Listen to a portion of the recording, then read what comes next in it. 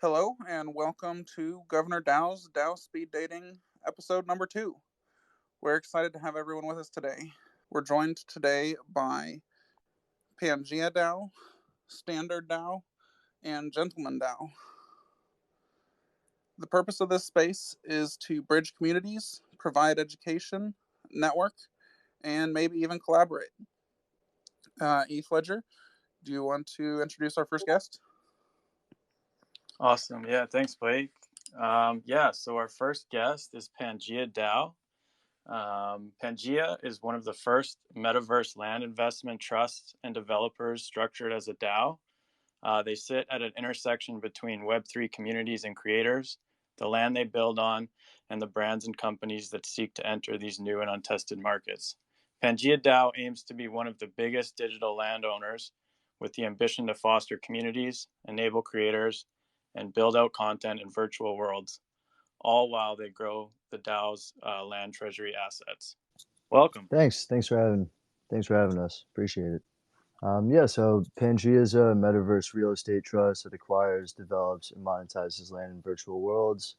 And there's really three main arms of Pangea. So we have Pangea Creators, Pangea's Land Trust, and Pangea Partners. So the first is our Creators Guild, which is a community of over 200 developers, architects, event planners, writers, designers, and more. And the metaverse needs content to give life to these otherwise empty virtual worlds. And really, content is what's going to transform virtual land from, I guess, like an inert speculative asset into a productive one. So our Creators Guild is meant to organize, coordinate, and ultimately give creators access to opportunities and land to build on top of. And that's really where the Pangea Land Trust comes into play, as we aim to be one of the largest holders of virtual real estate. And at Pangea, we see land as the moat, and our land assets will create opportunities for creators to build while we monetize the operations on top of the land. And finally, we have Pangea Partners, which leverages our land holdings, our Creators Guild, our research, our knowledge, to help companies establish themselves in the metaverse. And even with the recent influx of companies over the past, 6 months, year into these virtual worlds, there's still a lot more that have a deep desire and a demonstrated demand to enter and explore the metaverse, but they don't really know where to start. And that's where Pangea comes in. We have a full suite of services, including consulting, land acquisition, build to suit, services, and more. And the synergistic combination of these three arms of the business, the Creators Guild, the land holdings, and Pangea Partners, is what we like to call our three-headed snake, which combined with our community, our connections, our knowledge, our research, is really what provides a unique competitive advantage. So far we've completed our pre-sale raise to our community. We've purchased our first plot of land and are preparing for our public launch. Awesome. Yeah, it was great speaking with you with our other your Twitter Spaces I think it was a couple weeks ago. So awesome to hear about all the exciting things going on at Pangea DAO. I did have a couple questions for you. So you had a Metaverse Fashion Week in Decentraland. Can you tell us a bit about that? Yeah, definitely. And real quick, it was awesome having you guys on the Spaces. It was a really cool conversation we had. So Fashion Week was awesome. At this point, that was a few months ago, and it was before we had even done our pre-sale raise. We kind of bootstrapped it.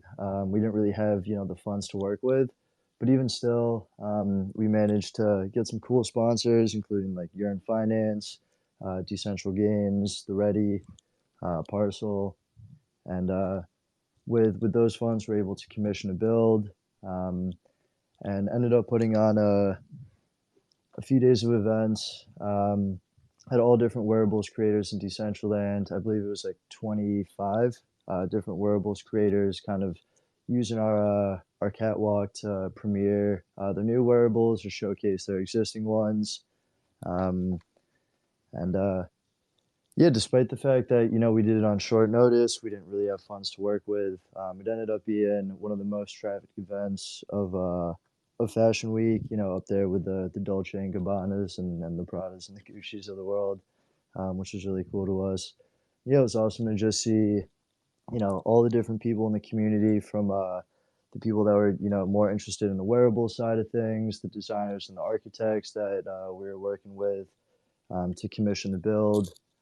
Um, Really just kind of being at the center of all that and coordinating all the pieces was a cool experience to be a part of. Yeah, it sounds like there's a lot of exciting things going on in the metaverse in terms of wearables, NFTs, and whatnot.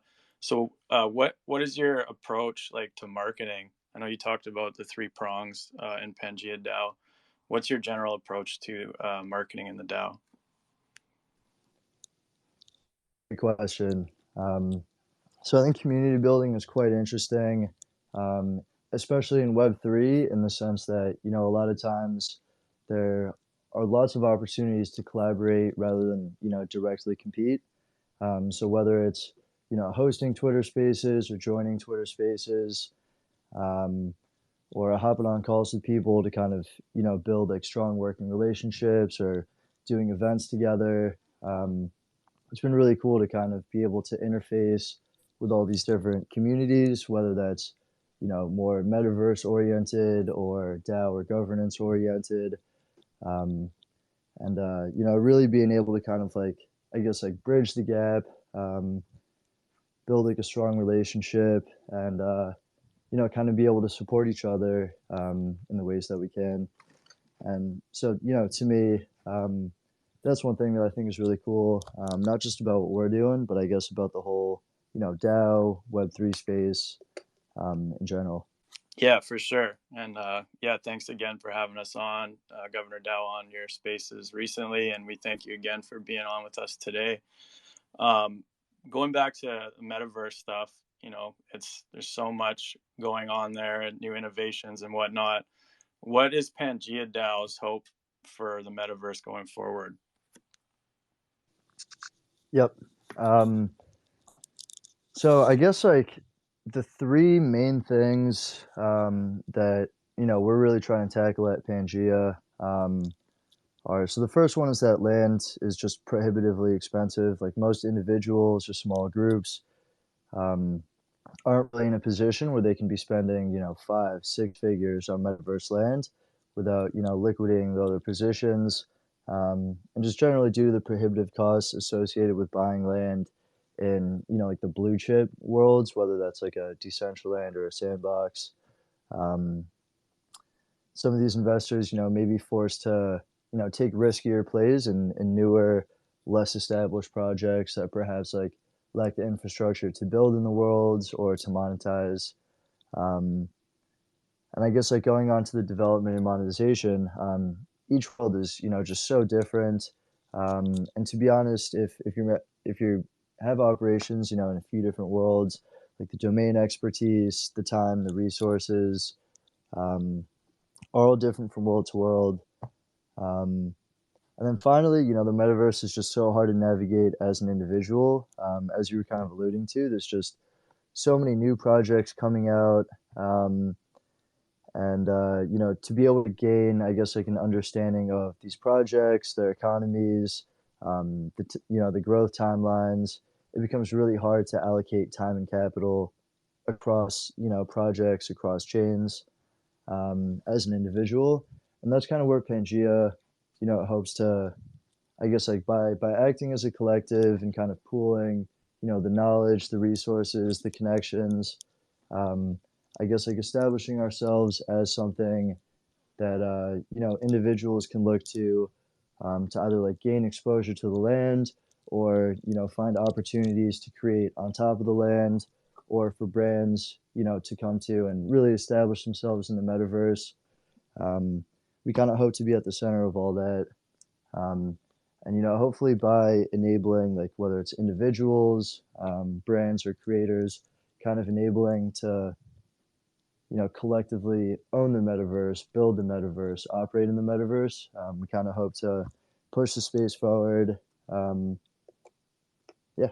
Yeah, I love it. It sounds like a great way to get people involved and simplify things with a great community, and to just learn and innovate alongside you guys in the metaverse. So if anybody has questions for Pangea DAO, make sure to join Governor DAO's Discord to put the questions in there, and then we will wait to the end of the spaces to ask those questions. Thanks again, Pangea. Blake, would you like to introduce our next guest? Sure. Standard DAO. I'll add them as a speaker while we go here.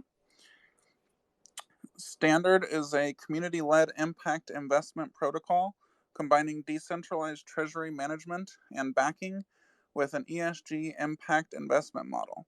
Standard DAO aims to make a meaningful impact on the quality of life of all people and to continue to grow their efforts by providing communities and opportunities for advancement, regeneration, stability, and security. Thanks, Blake. Thanks, ETHLDGR and Governor DAO for having us on. Pangea, appreciate your you going first on that.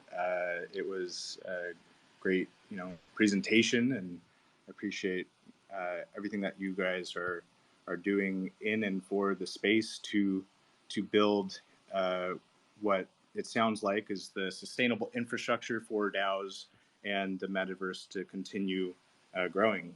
I'm Aaron Rafferty, one of the co-founders at Standard DAO, and we actually founded Standard about 8 months ago, and it was based on the fact that the crypto, specifically DeFi environment, which was more my background, was really built on unsustainable foundations of revenue on top of more sustainability in the infrastructure. And so, we see that today with what's happened with UST last month, and the cascade of events that's happening with Celsius and Three Arrows and potentially many other firms, and likely hundreds, if not thousands, of retail investors, maybe a lot more. And these are the types of issues that occur when there is no fundamental backing to a global economy. We're also seeing that in the US dollar today and other currencies. So with Standard, our primary mandate is to fund community-backed initiatives that return sustainable revenues that benefit humanity. And we do this specifically in a number of different ways. One of the things that we're aiming to do long-term is to transition the value of real-world assets on-chain so they're accessible to those in the metaverse, they're accessible to those using the technology that is blockchain to improve their quality of life, and the liquidity is accessible across the world there. The ways that we're doing this, from the beginning, because you have to walk before you run, is really rethinking the and adding value to the models that are currently relevant in the staking of layer one networks today. There's a lot of good things that are currently being built in the staking validator economy, but there's also a lot of limitations. My mom wouldn't be able to run a validator, let alone would anyone else that doesn't have a extensive experience with cloud or just infrastructure, let alone the cost, even though the cost is dramatically decreased for an ETH node at this time.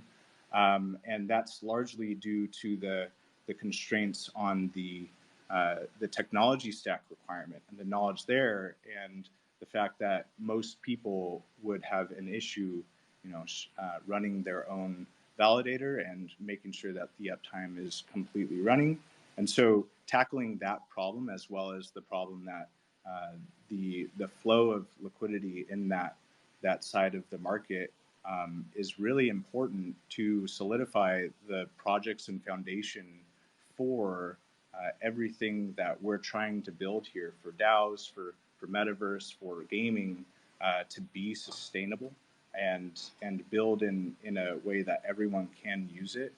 These are the things that we're looking to tackle in innovative ways, rethinking models around governance, rethinking models around capital allocation to these stakers, and then also making sure that everyone has the ability to access this type of infrastructure and the benefits of it. It then progresses to, once that is one of the assets per se in the treasury, we essentially align with the benefit of everyone in the ecosystem and want to make sure that the entire ecosystem is building in a sustainable way and really thoughtful in the way that each person is interacting and the value that every user and creator is getting out of the blockchain economy, as well as the integration of new Web2 types of technologies to Web3. We've done a really good job on our raise. We have not yet launched the protocol. We're currently in a round, and we have a strong community at the foundation of this, about 1,500 people in our Discord, very active participants right now. What we're doing is we actually have a number of ways to grow the community and the DAO specifically, to make sure that people have the ability to move up, that are looking for those opportunities, and have the opportunity to have a greater voice within the community and also a say in the direction of the protocol. And I'll leave it with that. And if there's any questions, happy to answer those. Awesome. Yeah, you touched on it a bit there with the whole stablecoin fiasco and whatnot. We're in a sort of bearish downturn right now for the whole crypto space. What impact do you see like the bear market having on DAOs in general and standard DAO in regards to building throughout? Yeah, absolutely. So the DAOs that are building right now, what we're finding, you have a number of investors that we talk to daily. Everyone's very excited at the people that are still here and still building. They're very excited to see exactly what people are building, because the ones that are here doing it, we're seeing already the things that are causing the collapse of this economy per se, and the withdrawal of the liquidity from larger players. And now we have the opportunity to not do and repeat those same issues from a project standpoint. And so those that are building in a more sustainable way, I see the liquidity going much quicker to those. It basically removes the fluff from the market and enables the funds to flow to those that are doing the right things. And as we grow here, we have the opportunity to, with every boom and bust cycle, you have the opportunity to rethink the foundation and move freely and build with like-minded individuals that have, hopefully this time around, a higher sense of purpose than in the previous market, which really started with generally DeFi and unsustainable DeFi yields. Yeah, excellent points there. In terms of like the tokenomics for standard DAO, how does it differ from other projects? I know you say like there's backed tokens. Could you explain that a little more?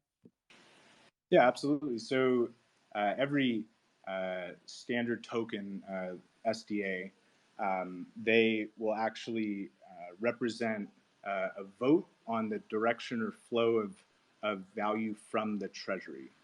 So that vote, and this is what we've actually spoken to Governor DAO about, is making a one-to-one vote for your kind of representation of complete governance over assets. There's a secondary vote here, however, that we're building where it's more automated, which you actually, when you stake the standard token, have a representative say in the direction or flow of those assets to specific mandates that you choose to stake to. And so that's what we're pretty excited about, because this gives everyone the ability to one, fund mandates, receive the representative value and say and direction, but then two, the ability to, stake to things that they're really interested in moving forward. Maybe you're really interested in real estate,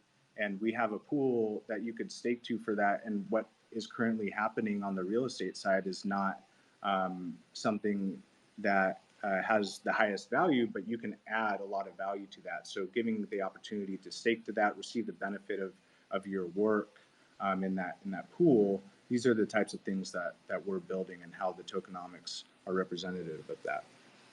That's awesome.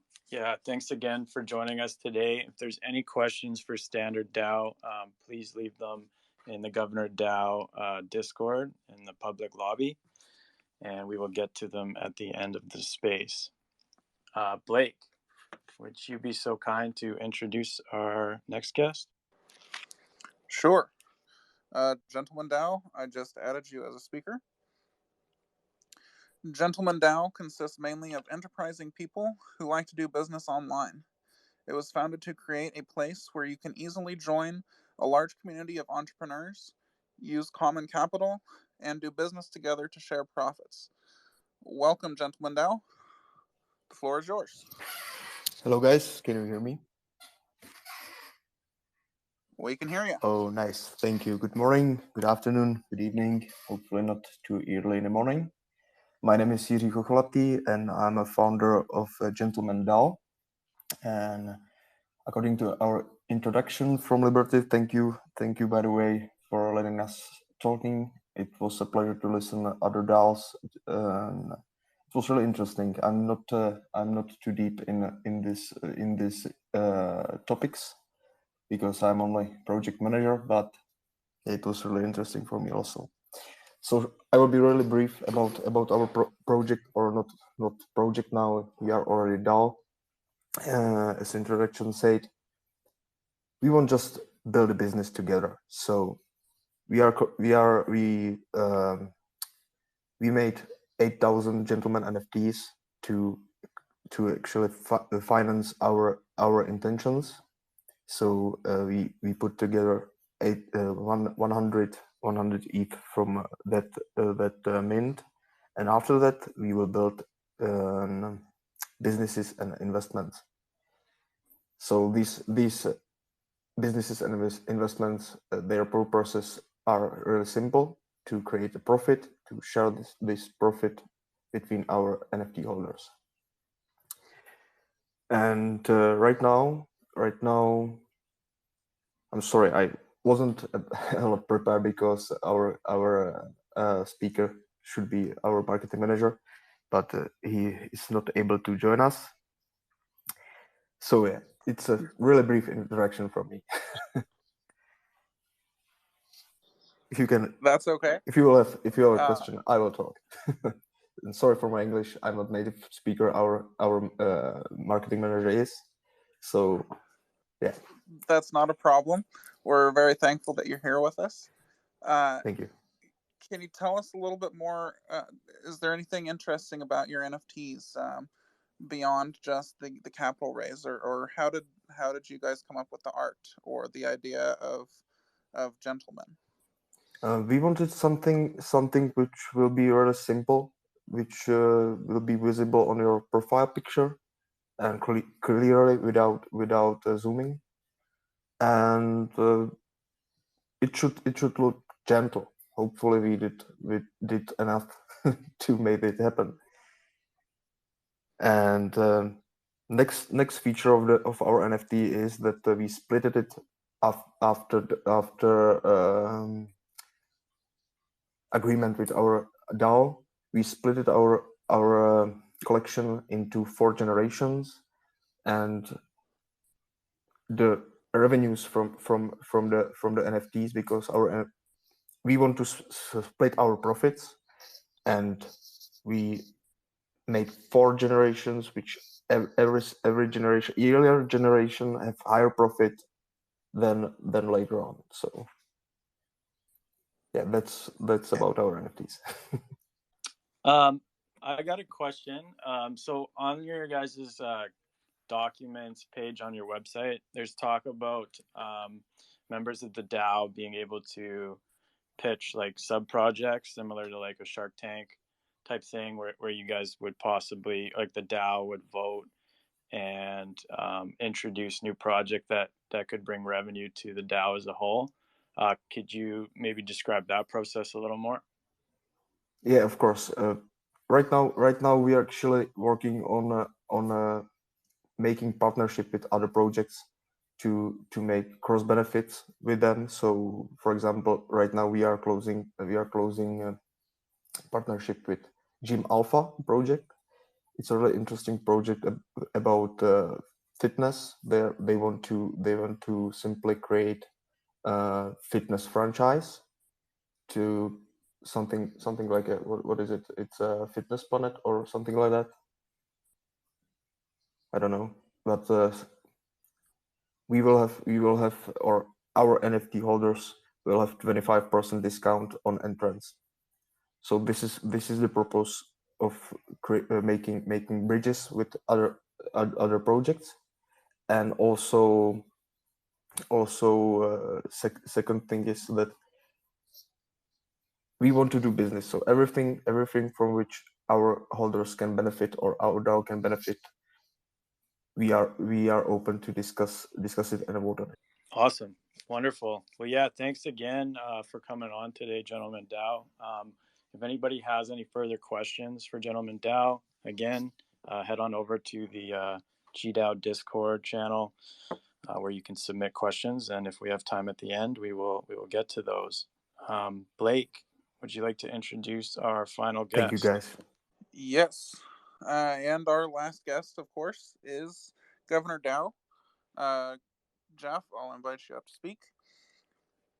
And Governor DAO, through our proof of existence token and governance as a service, Governor DAO aims to set the standard for decentralized governance and biometric voting on the blockchain. Jeff has a lot of experience in the crypto space, with a resume that spans numerous projects, news outlets, and agencies. In addition to founding Governor DAO, Jeff works as a core team member in a top DeFi protocol, and his GDAO responsibilities include smart contract development, project planning, biz dev, and communications. Welcome to the floor. Hey guys, thanks for having me. Blake, Ethan, the Governor DAO ambassadors. Appreciate you guys putting this on, and appreciate being able to hear some of these other DAOs in our sphere of friendlies be able to come on and talk about the good work that we're doing. Governor DAO is founded upon this thesis that DAO's decentralization, distributed coordination are good principles to have in all different types of organizations, and it's hard to do it properly. And our mission, as much as we can, is to help people do it better, do it easier, do it more secure. And so our mission spans a lot of engaging with these different DAOs, such as the ones that spoke today, Gentleman, Pangea, and Standard DAO. We want to kind of be this umbrella that helps forge all of these DAOs with better foundations. And if you can help build a DAO to be better out of launch, you can help protect its growth and help ensure a more prosperous maturation. And so it's kind of this large self-fulfilling prophecy, where as long as you believe of a future where DAOs play an increasingly important role, which we believe in very greatly, our work to help other people do it better, our work to help found some of the better DAOs of tomorrow, is one that ideally puts us at the center of a lot of the future DAO or decentralized coordination of tomorrow. And so a lot of what we do is focused on better smart contract standards, better governance standards, better protection of decentralization through some of our technology, through proof of existence, our mechanism to human gate voting, token sales, NFT launches, and more. Some of it is just using our own best practices in terms of smart contracts that are battle tested, templates we know that work that we can port to other projects, and then also having a community that is a reflection of these beliefs and these understandings, and have them be a good friend or a good extension to new projects as they're building out. So really, really pleased to see everyone on here, and hopefully into the future we can all work together, continue to work together. And as we are potentially in this market that could give people a lot of time into the future to build, hope that we can all build good stuff together and help create a better foundation for what Web3 and crypto as a whole looks like tomorrow. Awesome. Yeah, so I got a couple questions for you, Jeff. The first is, could you talk a little bit about the flagship technology that is proof of existence? Yeah, definitely. So I think everyone who's spent a little bit of time around crypto has experienced some interaction where a bot totally fucked them over. There was a bot or a whale. There's some NFT mint that's super hyped, and someone goes in, they buy up half the supply in the first block. Your transaction fails, you get hit with gas. Apathetic DAOs run into situations where a whale can come in and pass whatever governance they want. You have token sales where Alameda comes in and buys all the initial offering tokens in the first block. And what proof of existence does is it lets you easily gate any type of interaction that you want to do in Web3, so that each wallet interacting with whatever it is, whether it's a contract call to mint an NFT or to place a vote or to sign into a Telegram channel or whatever else, you can guarantee with proof of existence that the person behind the wallet is only using that wallet. If you can make that, if you can have confidence in that assumption, then you can easily place limits in what you're doing. You can have an NFT mint that is limited one per wallet. As long as each wallet has a different person behind it, you don't have to worry about someone going on 1,000 different wallets and still buying them all up anyways, which is what typically happens today. The way that our technology works is using encrypted biometrics. So you encrypt your own kind of human identity using face and voice inputs, not too differently than how you might have a facial recognition login on your MetaMask wallet. And then each person in the world creates a unique hash, but each person in the world creates the same hash if they try to do it again. And so we can very easily see if someone signing up through our authentication portal has signed up before or not. And if they haven't, we mint a soulbound token to their wallet, and then anything in the Web3 world just has to look for ownership of that token. It's a very, very accessible, very simple way for any developer to easily gate anything that they're doing just by adding one line of code to look for a balance of that soulbound token or that non-transferable token. Yeah, you touched on quite a few different areas where this technology could be very important at saving people from getting effed over. And one of those areas I wanted to ask you more about was NFTs. So Governor DAO has a fair launch NFT launchpad. Could you briefly describe that? Yeah, so a lot of NFTs are supposed to represent some type of engagement where you're trying to coordinate a community or you're trying to create some type of exclusive club. And ideally, the more different people who are a part of that community or club, the more valuable it is. And so if you, for example, if you wanted to have NFT gated social club and you wanted to have 100 people or 1,000 people or 10,000 people, but you wanted each person or each wallet in the club to be a different person, we can do that. We can set any type of restrictions on the initial mint. And so that at launch, if you want to have 100 NFTs and 100 different people buy it, we can do that.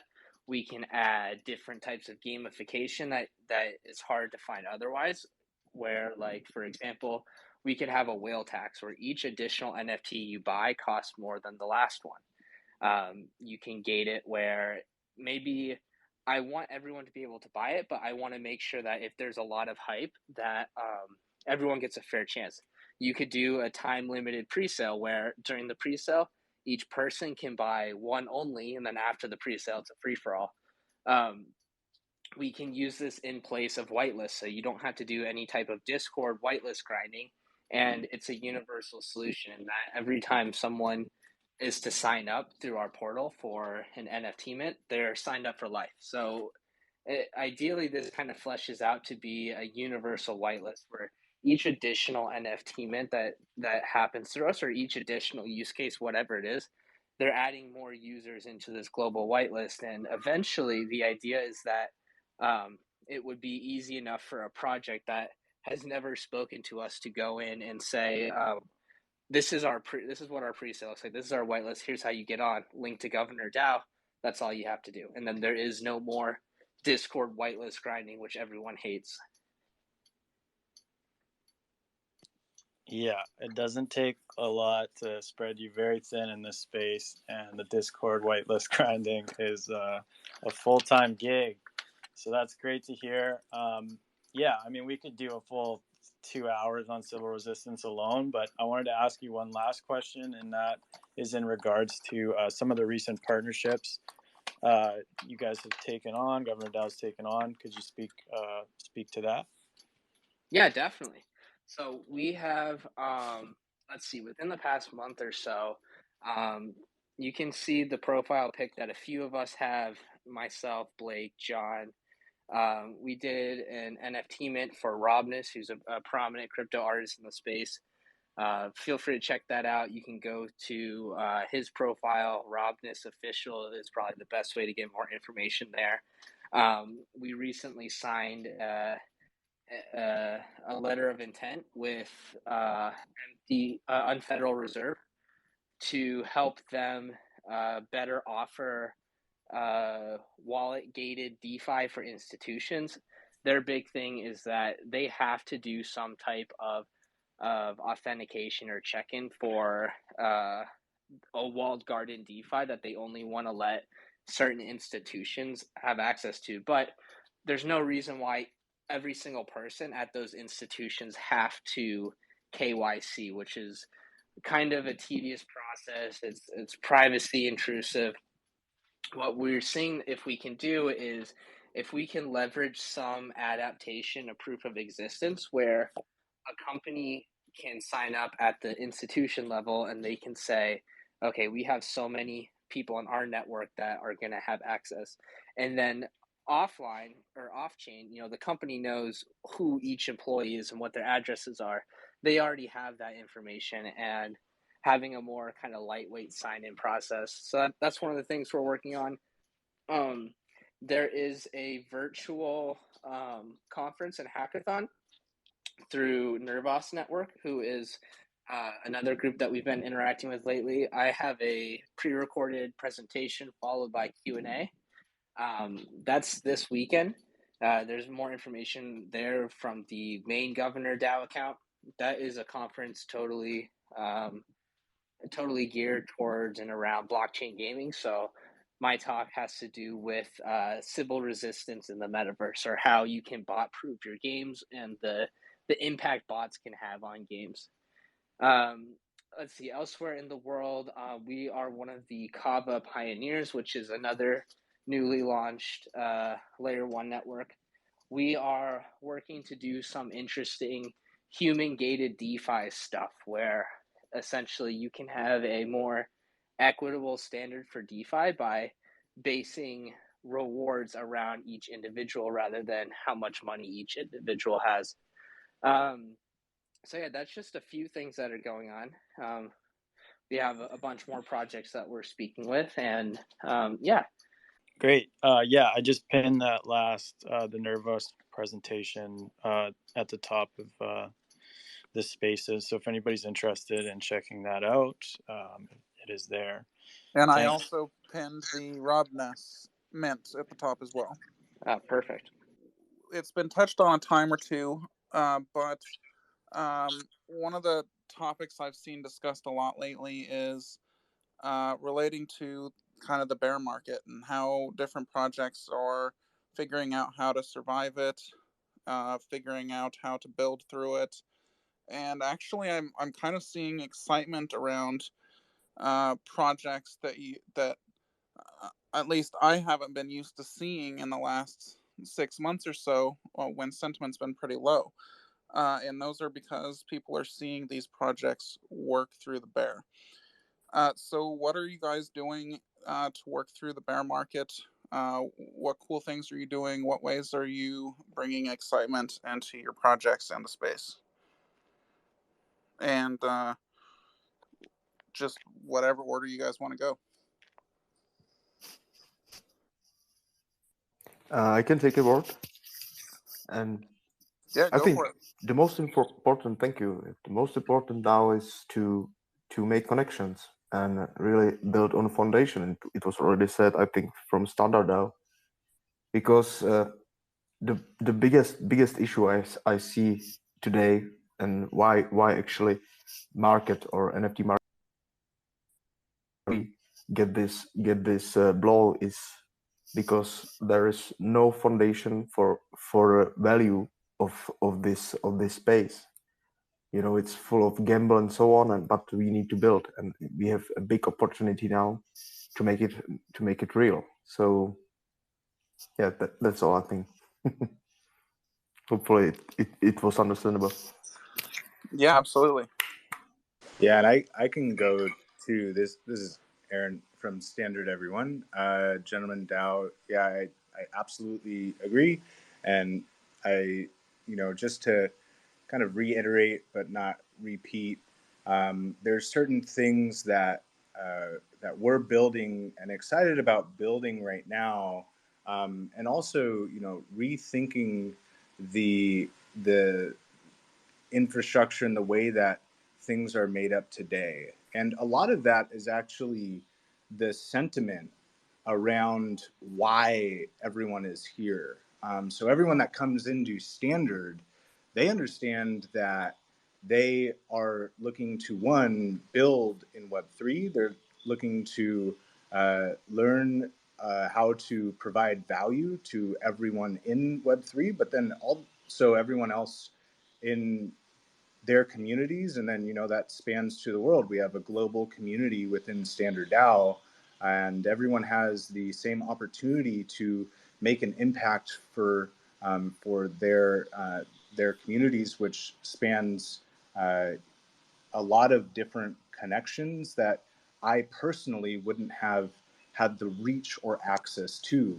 So that's the kinds of things that we're excited about, being able to rebuild the fundamental values around the construction of the infrastructure, making sure that investors too, you don't need to take everyone's money. And there are investors that are toxic for projects, and there are investors that are really positive for projects. In fact, there are people that will not invest anything but their time, and that is even more value than money could bring. And so these are things that we look for in Standard. We look to continue, like Gentleman DAO said, to build our partnerships and to build the functional frameworks that people can then attach to. And really right now, with the market being down, people that didn't see an opportunity to enter when it was very high now are starting to peak up and have interest in being able to capitalize on an opportunity that they felt that they missed. And it's the ones that do enter, in the next year or so, that we'll reap the rewards that we saw in the last 2 years, and that's what we're building for. We're building for that, but then we're also building for the next 10 years, the next 100 years, and exactly what that looks like. Definitely. I agree with everything that's been said, and I guess just to reiterate it a little bit further, I guess building in a bear market, in my opinion, it really forces projects to create value rather than just extracting it, to create a strong, sustainable foundation, something that can not only stand the test of time but also make it through tough market conditions. And ultimately, I think the projects that do succeed in doing both of those things, obviously amongst others, but those are going to be the projects that ultimately, by sowing the seeds during the bear market, they're going to reap the rewards during the next bull market. And to be honest, like building in a bear market versus a bull market is quite different. But while building in a bull does obviously have its advantages, there are advantages to building in a bear, and really just taking the time to make sure that everything kind of like fundamentally checks out.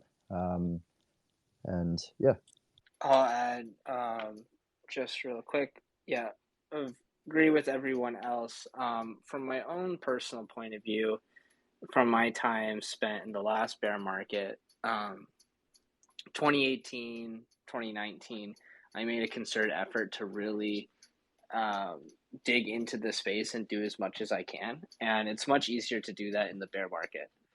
I was able to connect with people, work with projects, and do a lot of stuff just because I was still around, they were still around. Everyone who was still around was kind of all working together. And then when the bull market came back around, like I would say a good majority of the people who I was hanging out with in Telegram and Discord every day just like absolutely killed the past couple of years, and so did the projects they were working on. And that was just me from the point of view as an individual doing like freelance gigs, having a year or two or however long a potential bear market takes as a project, and being able to work on your tech, work on all the different things you want to do, and connect with projects that have good synergies. I think that could have a really, really, really big payoff when the excitement returns. Hey, Christopher, we just added you to the stage. Your hand was up for a question. Feel free to ask your question to our guest. You guys hear me? The phone's been acting a little bit funny here.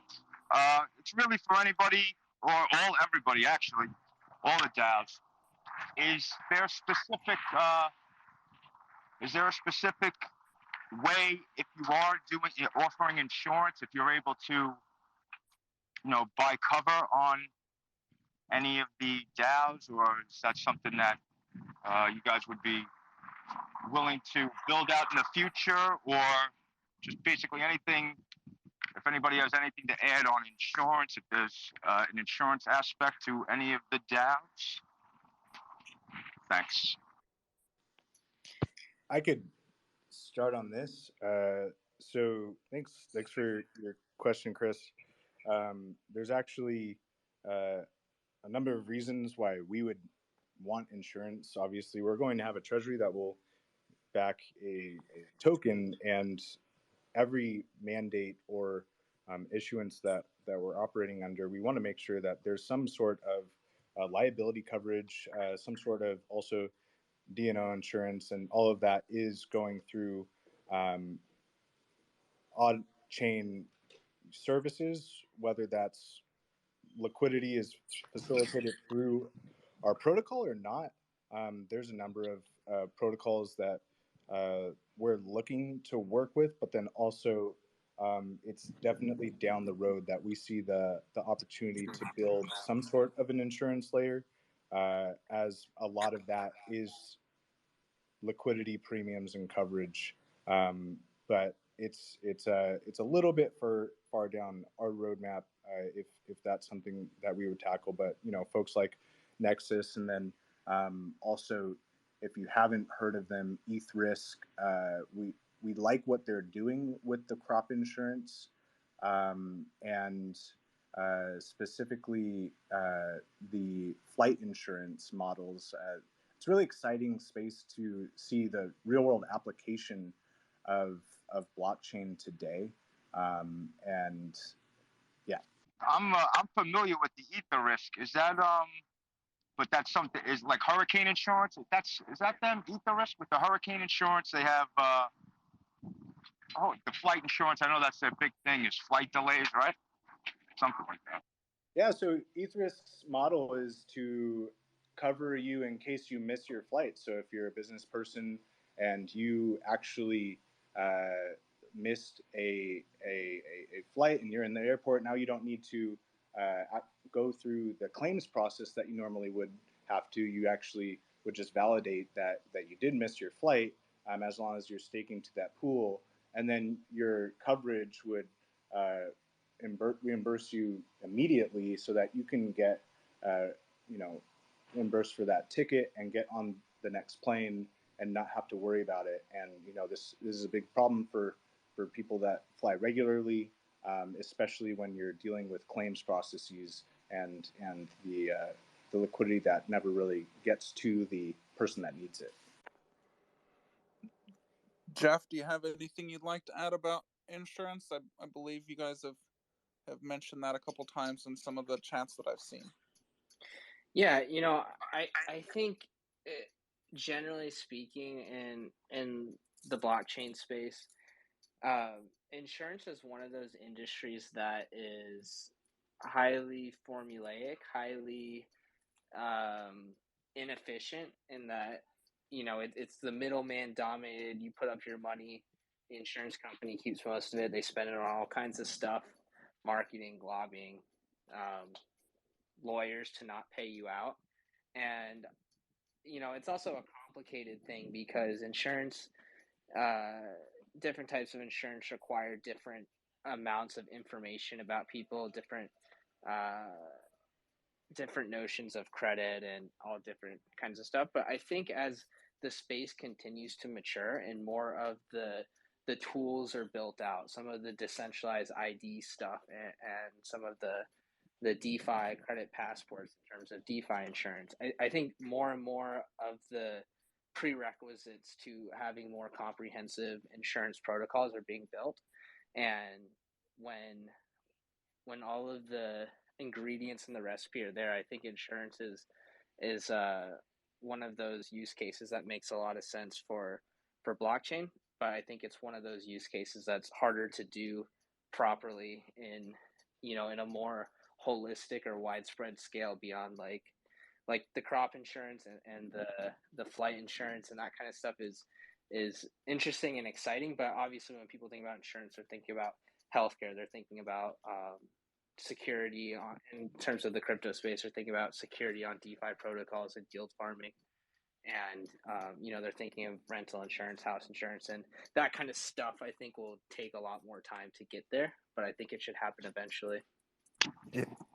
I would like to make some comment on this. I agree, and I would rather invest into prevention than into insurance because, as was said, it's really hard to do that in a Web3 because you want to be decentralized and you have plenty of